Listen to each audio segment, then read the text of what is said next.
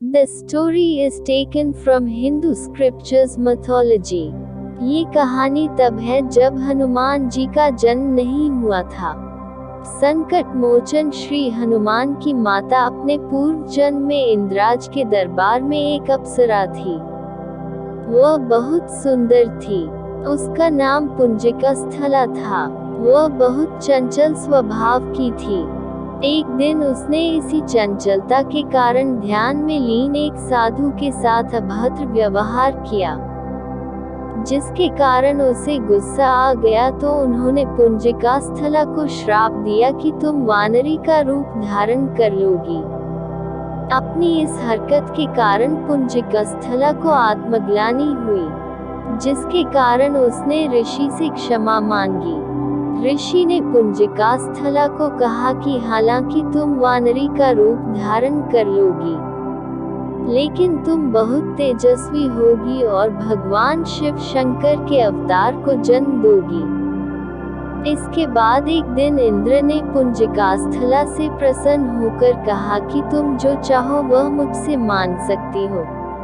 पुंजिका स्थला ने इंद्रदेव को बताया कि कैसे ऋषिवर ने उसको श्राप दिया, जिससे वह जब भी किसी युवक की ओर आकर्षित होगी तो वह वानरी का रूप धारण कर लेगी। वह अब श्राप से मुक्ति पाना चाहती है। इंद्र ने पुंजिका स्थला को कहा कि हालांकि तुम वानरी का रूप धारण करोगी, लेकिन तुम जिस युवक से आकर्षित होगी वह तब भी तुमको स्वीकार करेगा। जब तुम शिव शंकर के अवतार को जन्म दोगी तो तुमको इस श्राप से मुक्ति मिल जाएगी। इसके बाद इंद्र के कहने पर पुंजिका स्थला अंजनी के रूप में धरती पर आ गई। एक दिन जब वह ऐसे ही भ्रमण कर रही थी तो उनको एक युवक दिखाई दिया। अंजनी उस युवक की तरफ आकर्षित हो गई, जिससे उसका चेहरा वानरी का हो गया। अंजनी ने अपना चेहरा युवक से छुपा लिया। जब वह युवक अंजनी के पास आया तो उसने अंजनी से अपना चेहरा दिखाने को कहा। अंजनी ने कहा कि मेरा चेहरा बहुत बदसूरत है, लेकिन जब अंजनी ने देखा तो वह युवक भी वानर के रूप में है। युवक ने अंजनी को बताया कि वह वानरराज केसरी है।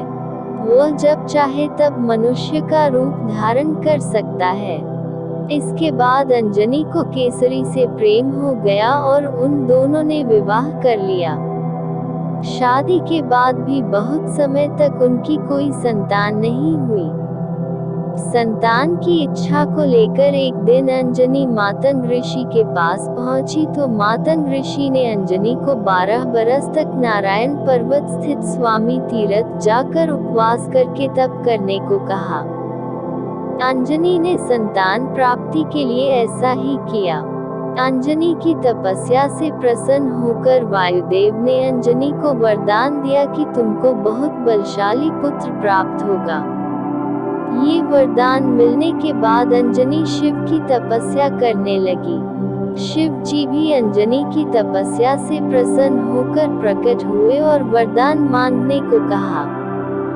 अंजनी ने शिव जी को ऋषि के श्राप की बात बताई और कहा कि यदि मैं आपके अवतार को जन्म दूंगी तो ही मेरा कल्याण होगा, इसलिए कृपया करके आप मेरे गर्भ से जन्म लीजिए। शिव जी ने अंजनी को आशीर्वाद दिया। इसके बाद शिव जी ने हनुमान के रूप में अंजनी के गर्भ से जन्म लिया।